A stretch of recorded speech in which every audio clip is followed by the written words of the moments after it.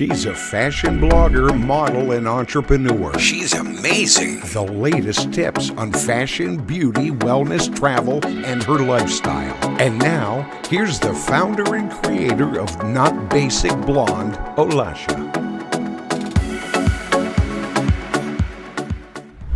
Hi, Heidi. So glad to have you on my podcast. How are you today? Doing good. Thanks for having me. So nice to connect with you here on Zoom. Yeah, so glad to connect with you as well. We've been connected on social media for a while and finally we connected in person. Yeah. And we would love to know more about you and yourself and career and your achievements. Thank you. What would you like to hear about? So you're the branding queen. So we would love to know how you started your career and how did you get to this point and how did you become a branding queen? Thank you so much. So, I've been an entrepreneur my entire life, and I grew up very underprivileged, a mom, single mom, and a brother and sister. And we couldn't afford anything, not much other than like a couple shirts or, very, very, very basic needs. So if I wanted more, if I wanted to go to the movies with my friends, or if I wanted candy or something like that, I had to work for it. And really, I did whatever I could to make extra money and just kind of be a hustler at a young age. And I started working when I was about 9. I was doing a lemonade stand, of course. And then after that, I started driving at 12. I started working for an elderly lady. I was driving her places to the grocery store to pick up her medication. She was letting me drive her car at 12. It's wild, but I was doing that. And then at 13, I lied about my age and got a job at Ross. Do you know Ross? Ross Dress for Less, the clothing store? Yeah, I got a job there when I was 13. I said I was 18. I said I was my sister. I used her birth certificate and got a job as her because I wanted to work so badly. I wanted to be able to provide for myself and, just do fun things with my friends. So that's how it started. And I never stopped working the entire time. I really enjoyed it. And then when I was 17, I lied about my age again so I could start my own business. I worked in like the health and wellness for this big company, and I was doing independent distributing for this product. So I was trying to think of how can I, get more exposure. I didn't have a lot of money. I didn't have money to pay for marketing or, things like that. So it was always on my mind to learn new marketing techniques myself. Like how could I, do something different that was going to be free? At this time, social media did not exist really. There was a couple different websites, but a lot of people didn't have the internet. AOL dial-up was in existence. And when MySpace came around, I utilized the MySpace tool and I became one of the first influencers on MySpace, and I was really using it to network and get people to my business. I used to own a tanning salon as well. So I would network as much as I could online. I mean, anything I could think of. I was on whatever websites existed at that time, anything I could do just to bring traffic into my salon. So I started thinking outside the box, doing different marketing methods, mailing direct mail to people. I would get on AOL chat and I would start messaging people, trying to get them into my salon, whatever. And then just over time of all the tips and tricks that I was learning, I was building a brand for myself. I actually sent a handwritten letter to Sirius Radio. Actually, it wasn't even Sirius Radio. It was a big radio station in New York City so I could get on their radio show because I needed the exposure. So that's how it started. And then once I had all this experience of the marketing and the branding for myself, I started to help others. And I became a talent manager. So I was managing other talent, models, artists, athletes. And once I started doing that, then it turned into more of helping other businesses, entrepreneurs, And that's how I got to where I am. Basically, I guess to sum it up in a few minutes. Such an incredible story. You're such a hustler. Like, Thank you. Yeah, no, definitely. Like, I mean, you have to be. It's like you can't just expect something to be done for you. No one's going to care about your own projects as much as you will. And even if you hire somebody, they don't care. They don't have the passion that you are going to have for yourself and your own business. So I love what I do. I love to help other people and share my experience of how I got to where I am now. And I'm very fortunate that it doesn't feel like a job. It's like a hobby. That's incredible. It doesn't. And also, you help many people right now as well. You have a coaching business and you also help brands as well to get more exposure, or what is your main focus right now? Yeah, so I do one-on-one coaching with entrepreneurs, businesses of all size, celebrities, all sorts of different talent and brands and businesses. And really what my one-on-one coaching business is all about is to bring awareness to that person and that brand. So a lot of people can have a brand, but if your brand's not getting any kind of exposure or your brand isn't reaching the right people, then it's a mess. So what I coach and mentor my clients to do is to help build the back end of their brand. So we'll help with social media development, brand development, websites, make sure like they have something existing on Google and what is existing on Google. Do we need to remove things from Google? It's really about building that, whole entire, like I said, back end, because you can go out and get PR for yourself, but if you don't have a proper brand in place, the PR is not going to work.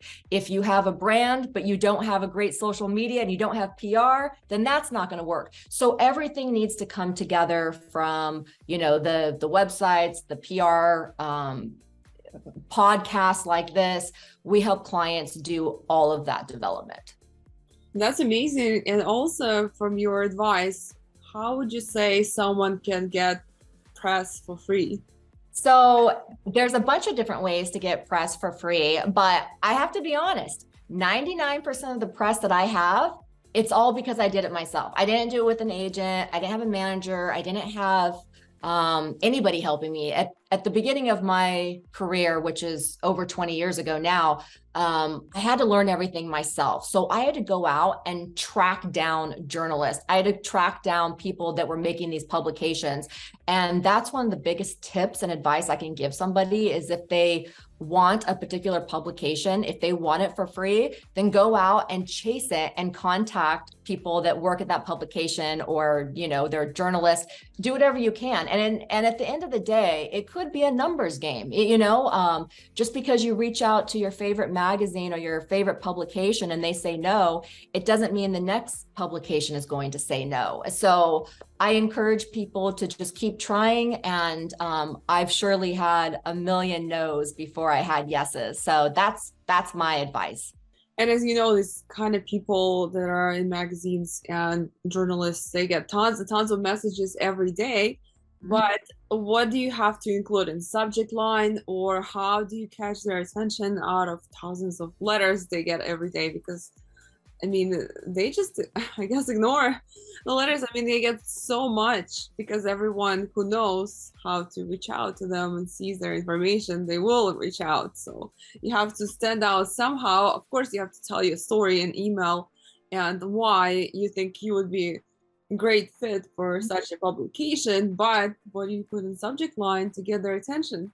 Well, the subject line is going to be different for everybody. So it depends on what kind of business you are. There's no magic subject line that's going to work. However, I do find it to work better when you have something that the journalist really wants to write about. So instead of just contacting a journalist and saying, hey, I'm so great in X, Y, and Z, and I have all this excellent experience, you should do a story on me. That's the kind of stuff that they get all the time that just goes straight to the trash. It's easier if you pitch them an actual real story, like a real idea, because the journalists need content as well. So we need the publications, the journalists need the content. So I do find it easier when you are approaching these journalists to actually have something structured in mind and it's on the topic that they already write about. So a lot of people make a mistake where they might find a journalist that works, I don't know, at Forbes or something, but it's not, they don't write about what that person's pitching. So it's important to look into what this journalist actually writes about and pitch them something that is in the same niche. Yeah, I agree. Some of them are pitching, I mean, are describing fashion and or interior design. They won't talk about entrepreneurship. So Exactly. and how to go, I know you described that as your previous experience, how to go from not having any media or recognition to someone famous and recognized and have lots of online presence. Like what's the secret to that? Like, how does someone start? Yeah. So, I think it's number one is somebody has to have passion. You have to really have a passion for what you're going to do. If you just want to be famous, it's not going to work out. I have a lot of people that will send me messages, DMs, and they'll tell me like, hey, you should help me be famous. I want to be famous. And then I'm like, well, what's your talent? What do you do? And so somebody could have a talent as a singer. They can be a model. They can be, a basketball player. But what I always recommend to people is to be more than just that. So yes, have a passion for playing basketball, or yes, have a passion to sing, but what else can you do? Because the world is so competitive. And if you're going to stand out, then do multiple things. I used to manage an artist many years ago, and it's like, okay, well, she was a great artist, but she was also a great model. And so when you have those double threats or triple threats, that's going to be easier for the doors to open for somebody. It's going to catch the attention of maybe a manager or, an agent. Unfortunately, just being a talented singer almost just isn't good enough. You have to have that brand that's being built, and it takes time. It's not an overnight thing. And if somebody wants help, then, I suggest that they find a mentor or reach out to my brand. And, that's the way to do it. You have to find someone that's already been there and you want to achieve what they're achieving. Don't take advice from, your best friend or your uncle if they're not in the same industry with you. You only want to take advice from somebody that you would want to trade places with, somebody that's already done exactly what you want to do. I love how you said that someone that you would like to trade places with, that's the best advice, because sometimes people are not on the same level and they giving you advice based on their experiences, but their experiences are not even close to what you want and where you're going for. So yeah, exactly. And I always do take advice from my mom or my best friend on certain things, or I'll complain to them or ask their opinion. But as far as like a lot of the business things go, I will ask mentors that I might want to trade places with at some point, whether it's for a day or their career, what have they've done. And those are the people that I have been able to connect with over my career that have really helped me with business. Yeah. And based on your experience, how did you maximize your income? Like, how did you grow your income 10 times more?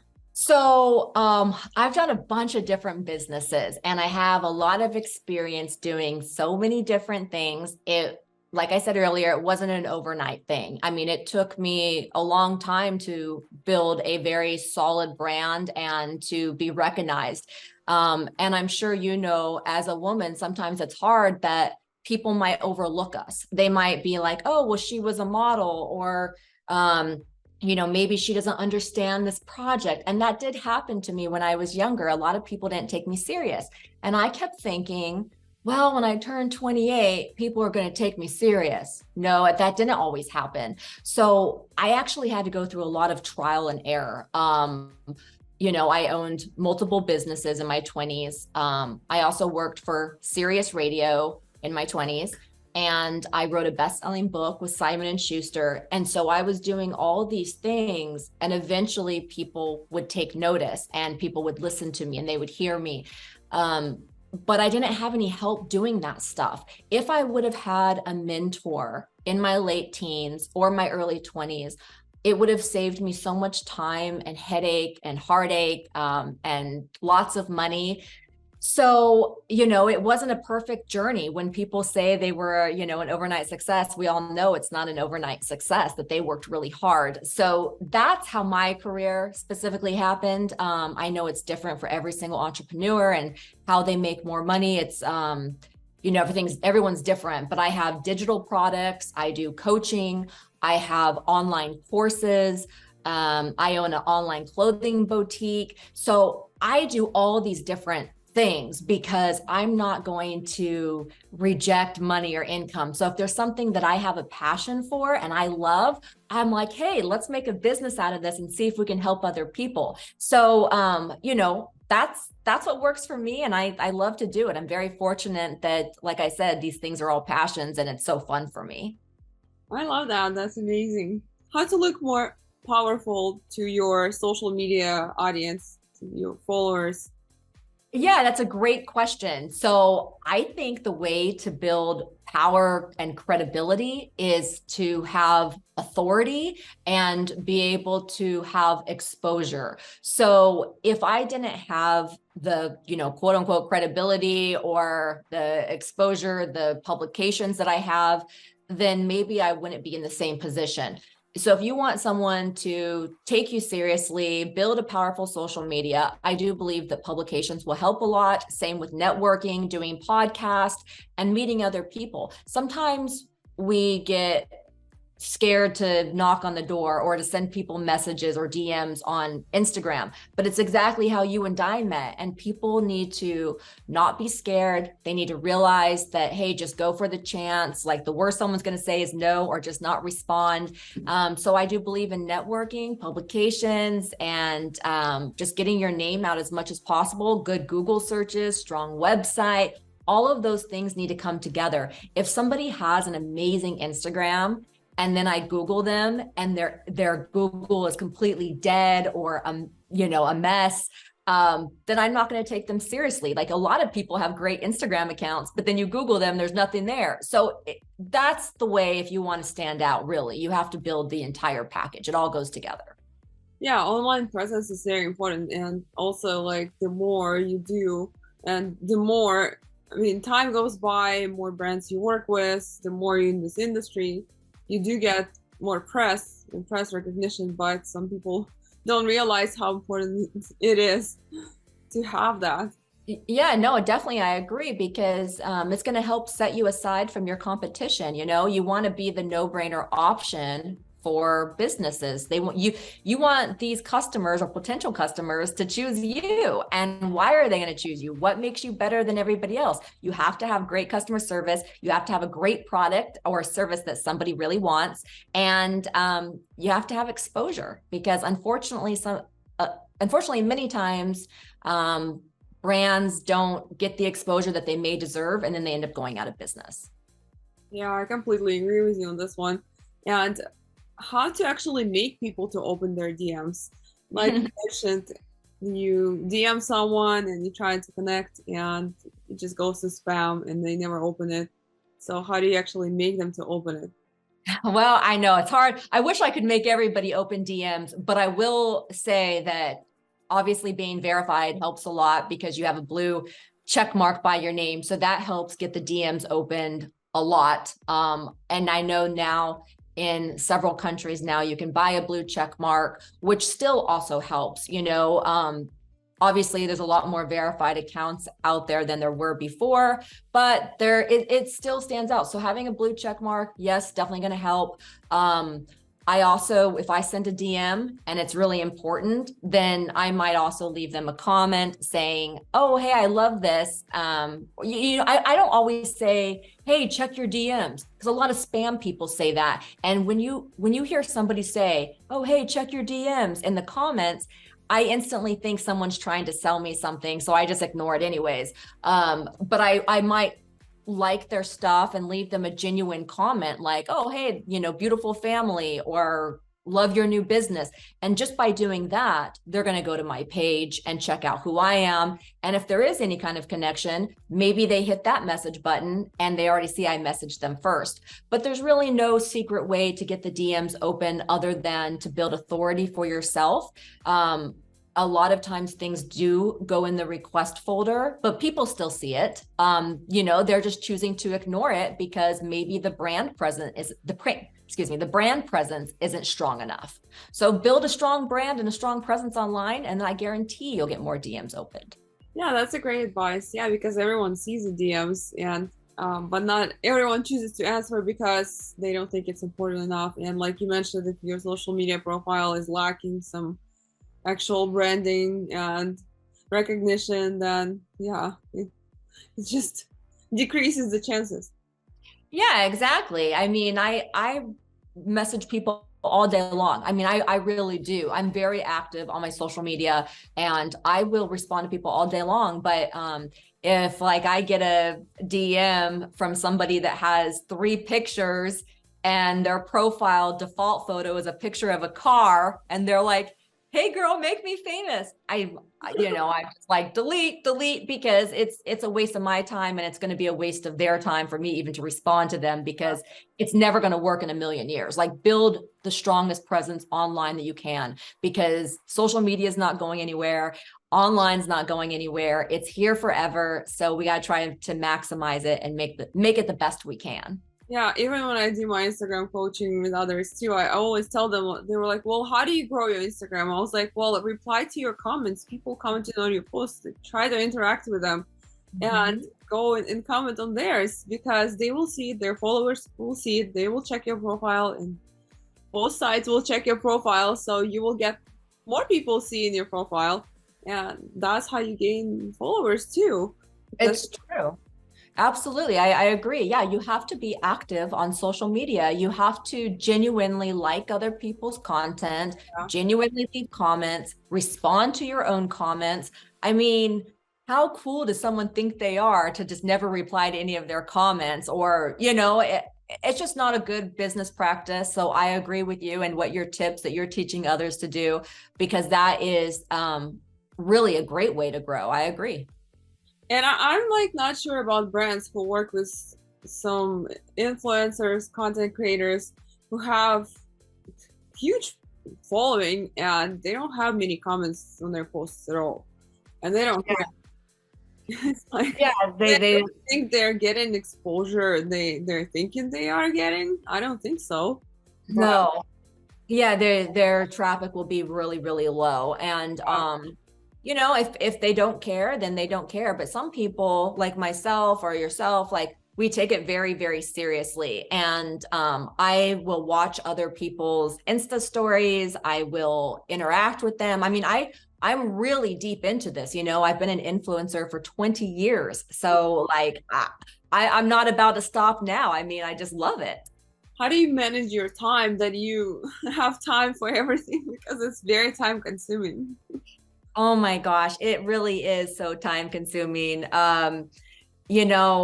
Since this really genuinely is my hobby, this is what I just like to spend my free time on and it's my work days, everything. It's all one big long day to me and I love it. I choose not to, go out very often. I skip things all the time. I don't travel very much. So I genuinely put in like 70 work hours a week. And to me, I like it. If I'm not working full time, handed my phone or doing podcast or my meetings with my clients, then I'm bored. I don't even have cable. I don't even have a television because I don't watch it. I don't care. All I want to do is work because that's fun to me. I know it sounds crazy, but that's what I like. I feel you. I mean, it's fun for me too. I always do that too. I spend a lot of time on my phone, but sometimes, when you get burnouts, then you start really feeling like really tired and burned out from this. So I start kind of taking social media detoxes, like days when I try to be less on my phone, but those days feel crazy because like I still want to get on my phone, but I was like, okay, I will give myself just a little bit time to just relax because if I don't have any energy, I can do more. So sometimes I have to like recharge to Yeah, and yeah. that, I mean, that definitely makes sense. I agree with what you're saying. Sometimes we do need a little bit of a recharge or a reset. I don't know if you have this problem, but I have this problem where I can be on my phone and I'm working, and other people think, oh, she's just on her phone. What is she doing? Checking her Instagram? But I'm like, no, actually I'm responding to emails, or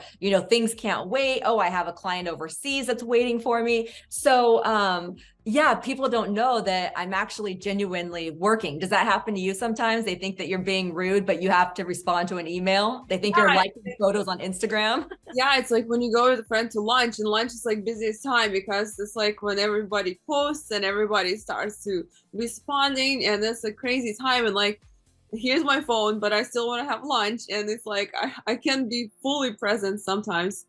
I mean, I get better at this, but like, yeah, at first when I was just starting to, my family members and stuff, they thought I'm just like always on my phone playing. I was like, I'm not playing, I'm actually working. Do you not know it by now? They're like, get off your phone. I was like, no, I can't get off my phone. What do you mean? That's my job.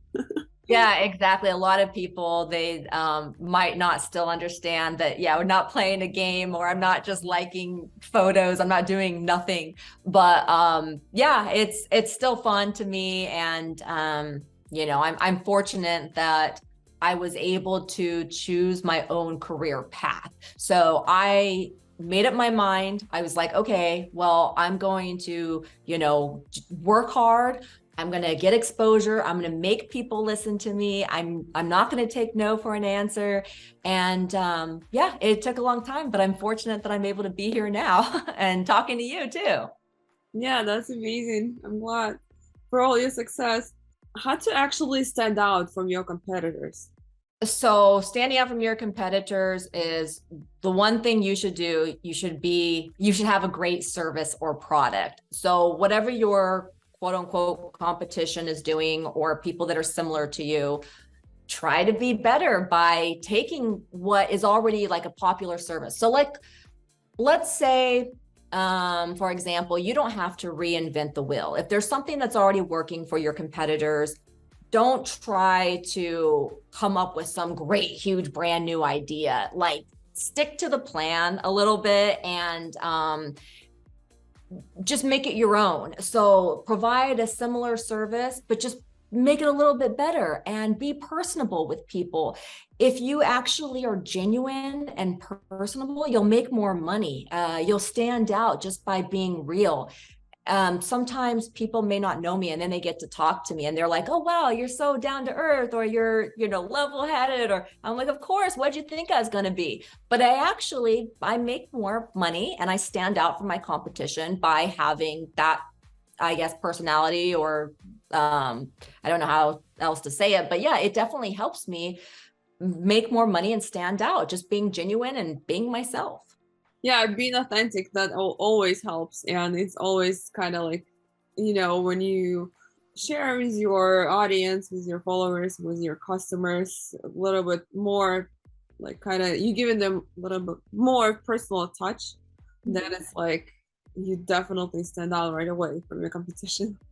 Yeah, and they're going to tell their friends, they're going to post about you on social media. Nothing makes me happier than when my clients shout me out and say, hey, Heidi Cortez has been helping me. Hey, Heidi Cortez is awesome. Like, I'm learning so much from her. That just makes my day. And that's what I strive for. And I know that I'm already different from my quote unquote competition, because my clients and we're almost, like friends, or we become friends. I have a lot of clients that become my real friends, and I just love them so much because I enjoy what I do and I love to see their success as well. It's no fun if my clients aren't succeeding. So it's very important to me to see that. Yeah, I agree. And what is number one skill you wish you knew about so you can do it better? That's a great question. The number one skill I wish I knew about so I could do better. Well, like I said earlier, I really wish that I would have known someone that could help me when I was younger, like a mentor, that's something that would have changed my life, because I didn't meet anybody that could actually give me some solid advice with like someone that had an interest in what I was doing as well until maybe my late 20s. It was a while, and I did a lot on my own for a really long time. So I wish that was different. I also wish that I knew how to do video editing because I think that would save me a lot of time and money having to not having to hire other people. But yeah, that's what I would say. I wish I knew the video editing skill. That would be awesome, but I don't. I had to learn it because I have podcasts and other content, so I always do that. So I have to have it, but I still have my team doing other editing too. So yeah, I can do some, basic stuff and, get by, but to do some of the stuff, these people, they're geniuses. This is what they master at. And although I'd like to think I'm great at many things, I can't be great at everything. So I would leave the major video editing definitely to professionals because it's not my strong point, but I do wish that I could. And also, like you mentioned, coaching. Yeah, of course, coaching saves you so much time. If you want to become successful faster, it's like a shortcut. So you always have to have a coach if you want to succeed, because it might prevent you from going through all the pain. It might actually help you to avoid going and making so many mistakes that you might not know, but coach will guide you through and help you. I totally agree with you. I mean, I still use coaches and I still have mentors and a lot of people that are, great and been in my life for a long time. I will never stop having mentors and coaches because there's so many different mentors and coaches that specialize in different things. I mean, every time I have thought that I've heard a coach in X, Y, and Z, like I think I've heard it all, but it turns out there's really a coach for everything you can possibly ever think of. So yeah, I like to utilize coaches and mentors for sure. Yeah, I love that. And where can our listeners find you, your social handles, all your information? So all of my social media handles are at Heidi Cortez, and my website is HeidiCortez.com. That's amazing. Thank you so much, Heidi. Thank you for being my guest. Thank you so much for having me on. It was a pleasure to finally get to talk to you here on your podcast. Thank you for having me. Yeah, thank you.